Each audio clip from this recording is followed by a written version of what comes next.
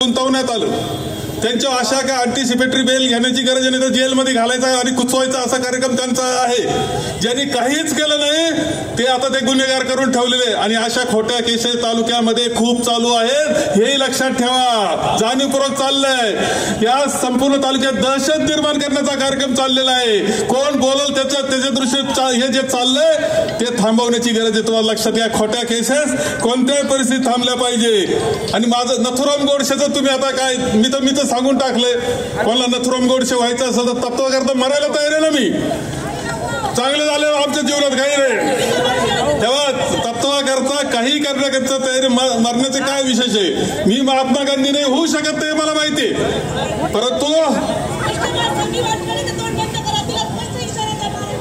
एक कोणतरी हे बदनामी करता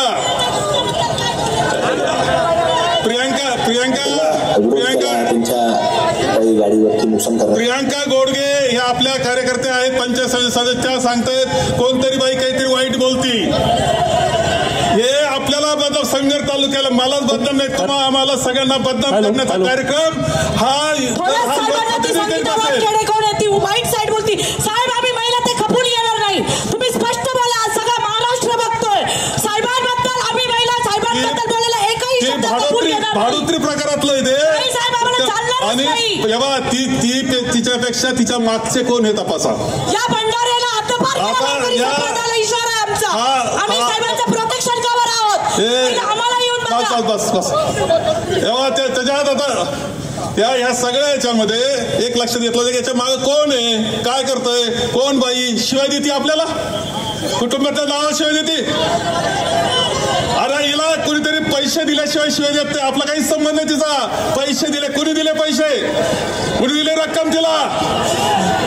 हा आमदार काय करतोय आता जो झालाय लोकप्रतिनिधी, हे वाद आपली बदनामी करण्याकरता करतो काय। तेव्हा या अनेक विषय आहेत, अनेक विषय आहेत। तुम्हाला आणखी एक मुद्दा सांगतो, थोडे शांत राहा। एक मुद्दा सांगतो, फक्त इथे असं समजू नका, राज्यात तरी काय चाललंय हो। बीडला संतोष देशमुखांना किती कुचलून मारलं, कसं मारलं वेगळं सांगण्याची आवश्यकता आहे का, काय झालं त्याच्यामध्ये। अरे प्रवीण दादा जे आहेत गायकवाड, हे संभाजी ब्रिगेडचा प्रमुख ज्येष्ठ माणूस आहे, विचाराकरता काम करणार आहे, आणि त्यांचे संभाजी ब्रिगेड अशी आहे की संभाजी महाराजांच्या विचाराप्रमाणे सर्व जाती धर्माचे सुद्धा त्यांना पाहिजे असा मानणाऱ्या माणसाला त्याची बेइज्जत करणं, गाडीतून खाली ओढलं, त्याच्यावर काळं टाकलं, हे घडत आहे। चांगल्याची आप घ्यायचा कार्यक्रम चाललाय। एक आमदार उतरतो, ते कॅन्टीन बॉयला मारतो, लुंगीवर याच्यावर चाललाय तो टावेलवरच खाली, किती वाईट चित्र आहे याचं।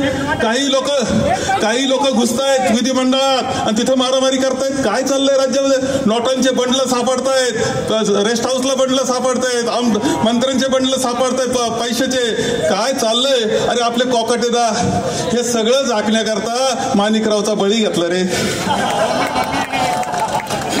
खरं सांगतो तुम्हाला, ते चुकले असतील, पण एवढ्या प्रकरण झाकण्याकरता अरे ते भुजबळ साहेबाचे काय हाल चालले तुम्हाला काय सांगायचं।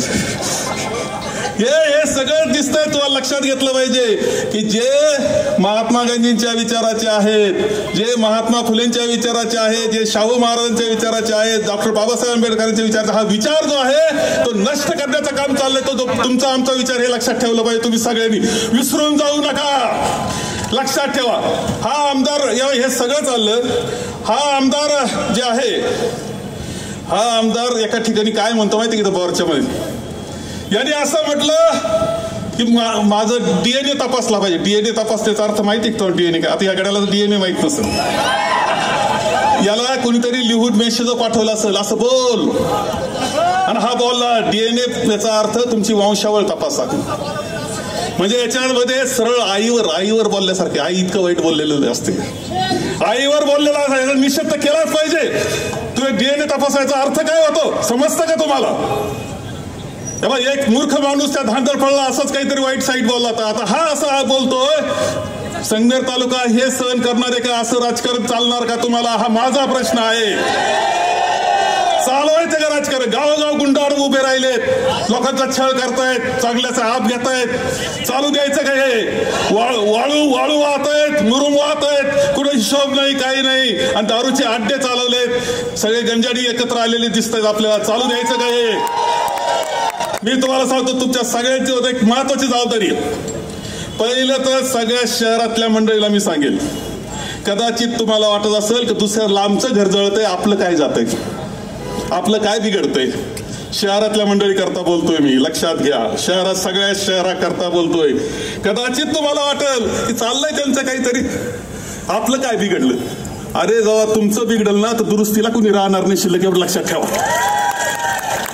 माझं वाक्य लक्षात ठेवा, नोंदून घ्या. शहरातली मंडळी, तुमच्या डोक्यांमध्ये सुद्धा बरंच घुसलंय विष.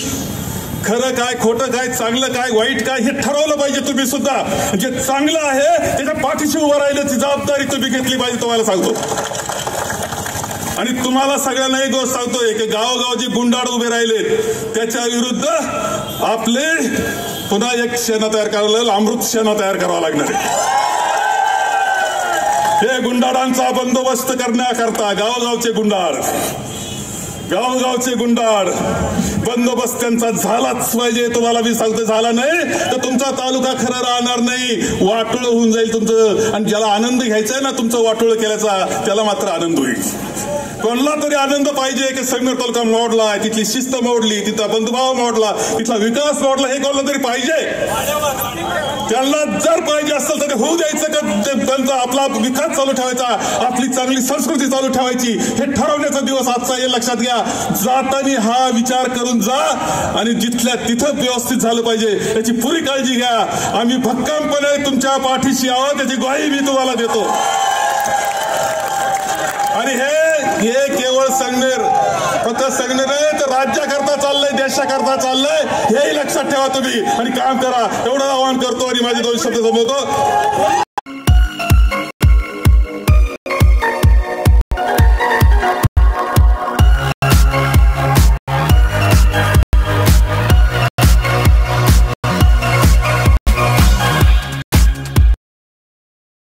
संगमनेर तालुका दूध उत्पादक संघ आपल्या दूध उत्पादकांसाठी घेऊन आले आहेत राजहंस मिल्किंग मशीन व चाफ कटर योजना. या योजनेअंतर्गत आपणास बाजारभावापेक्षा कमी दरात उपलब्ध करून देत आहे. नामांकित कंपनीचे मिल्किंग मशीन व चाफ कटर सुलभ हप्त्यांमध्ये उपलब्ध केले आहे. तरी सर्व दूध उत्पादकांनी या योजनेचा लाभ घ्यावा. अधिक माहितीसाठी संपर्क करा संगमनेर तालुका सहकारी दूध संघ, पशुसंवर्धन विभाग, अमृतनगर, संगमनेर.